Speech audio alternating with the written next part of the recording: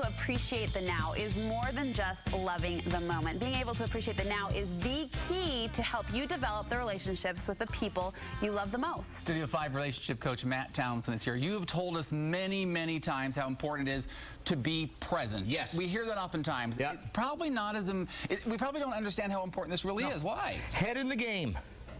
Keep your head in the game. That's what they used to yell at me. Dancing. That's what they yell at me on baseball. That's also, Matt, keep your head in the game. That's a I never song knew that on High School Musical. Oh, is it? So I was afraid you were going to bust out yeah, the no. song. Okay. Yeah, I don't watch teeny bopper shows, but apparently you do.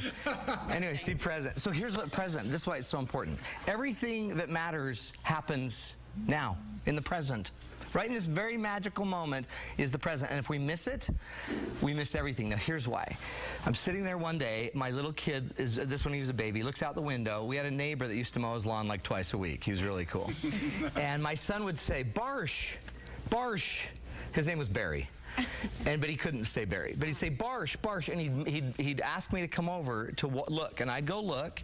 And all he wanted was that I share this moment with him. And Barsh. Of looking at Barsh mowing his lawn. Now that has a name in my world, and it's called mutuality. Okay, all my little baby son wanted is that we connect on this same moment. He didn't even care if I go mow, thank heavens. He just wanted to have mutuality. So the reason we need to be present is it brings us it brings us together in mutuality, in a shared connection on something. And there's 4 benefits to it. And if we're never present in our lives, we lose these 4 things that are magical to relationships. You ready? Yeah. Ready. Numero uno. Yep. Number 1, mutual trust. When we're not present with somebody, do you trust somebody that can't focus on your conversation? Do you trust somebody that can't be with you in the moment when you're having the conversation? Do you focus on somebody? If they can't even pay attention there, they're obviously not going to pay attention to what you need. If they're caught up in the thick of thin things and they're totally running around chasing everything and they're never present with you, subconsciously we don't trust them. Don't trust people that don't connect into you, that can't be mutual with you. So if you're never present, we don't trust you on some level. You can't have mutual trust or shared trust unless I know you can be present with me in a moment. By the way, that's called intimacy.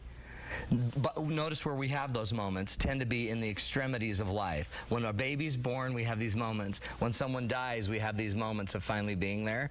The sad thing is we want to have them more in between.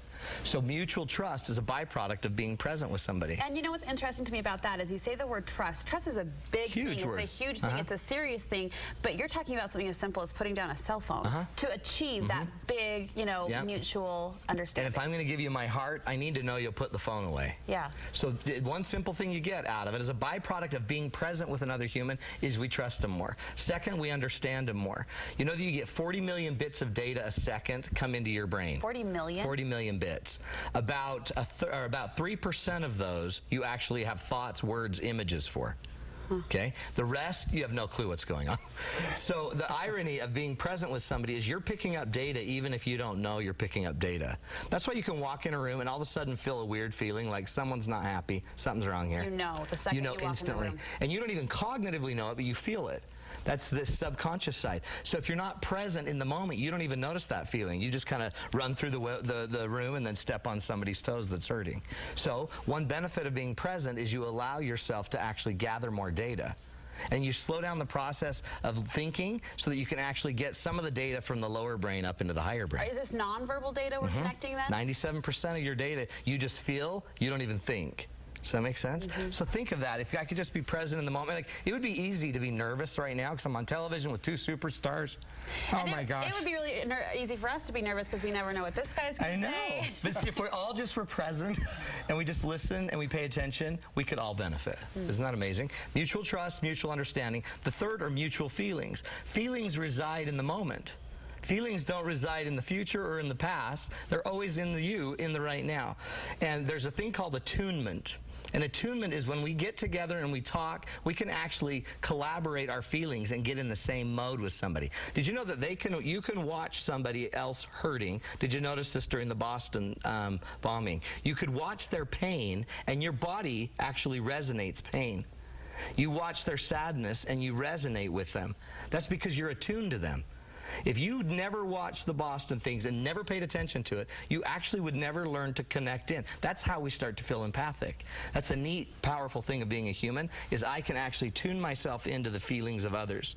And the more we do it, the more used to your feelings I get, until eventually we can share the feeling. So how do you do that? Because when the craziness of life takes over and the to-do list is so long and you want to capture that empathy that you're talking about, how do you do that? How do you fight off the noise? Well, one of the fastest ways I found is I listen to what we're saying. It's the most magical moment in all of my coaching is when I have somebody, like the wife's telling something that he did that made her feel sad or hurt. And he listens to it, and I say, so what do you hear her saying to you? And then he has to paraphrase it back. Now, him doing that keeps him more present because he has to be in this conversation. Then I just simply say, what must it feel like to be your wife hurting this bad about something you did? And if I just get him right in that moment to think, right there in that moment, it's amazing. All of a sudden he feels. I go, how does it feel to know that you've hurt your wife that way? And almost always, I feel bad. It doesn't necessarily have to be something where you're tuned into bad feelings. It could be good feelings, too. Like, imagine you're watching your kids at Lagoon. And what if you were actually present and enjoying their smiles as they're riding and going through the rides, instead of wiping the sweat from your brow? What if they got off and you actually could kneel and listen to their story? And what you'll find, the minute you do, you'll let the feeling in, and your body will mimic the feeling. If they come off excited and in love and having fun and all this stuff, you'll feel that excitement. So if you want more feelings in your life, you have to be more present. I have to express and feel more of what other people around me are feeling. Which, gosh, think of what we could gain from children in terms of those reciprocated feelings. The joy, the happiness, the carefree. The germs. The germs. I mean, there's a lot you can get from a kid. Principle. That's it's cool. Great. That's one of my favorite. The last is mutual growth. Whatever you focus on grows. Do you believe that? Yes. So what if we don't focus on anything? Nothing happens. Nothing happens. Grows. So if you're never present in any conversation, if you're never present in any relationship, it's not going to grow. Growth takes place when you're present in the now, in the moment, and that's not just psychobabble. When you're present with somebody, you grow with them. You either grow in feelings, you grow in understanding, you grow in trust, or you grow in love, because you're like, this person's pretty cool when I'm present. When I'm sitting there thinking, gosh, I have better shoes than that, you're not growing. The other thing I love about this, I think that oftentimes we think of your advice helping us with marriage and relationship that way. But as you're talking, this could be for friends, this could be neighbors, this could be kids. Your employees. Anybody. Anybody you want to have a better relationship with. Yeah. And honestly, it's so simple. That's simple. It's hard because we get caught up in everything else. But when you're caught up in everything else, you're probably not in the now. And in the now will always be where you grow. You can only grow right here. Love it. Yeah. It's not just psychobabble, as he said. No it's real life application. Matt, thank you. Thank you, guys. You have an audio coaching session available. So what we're doing every month now, we're releasing a new audio. Okay, this last one is an audio about how to kind of regain your life, how to get the power and the peace back in your relationship. All you got to do is go to matttownsend.com, and you can get it. It's $4 for an 80-minute audio. Next month, we're releasing another one on perfectionism and blowing up the myth of perfectionism. So we'll release a new one every month. $4. Just go to matttownsend.com. All right. Thanks so much, Matt. Thanks, you guys.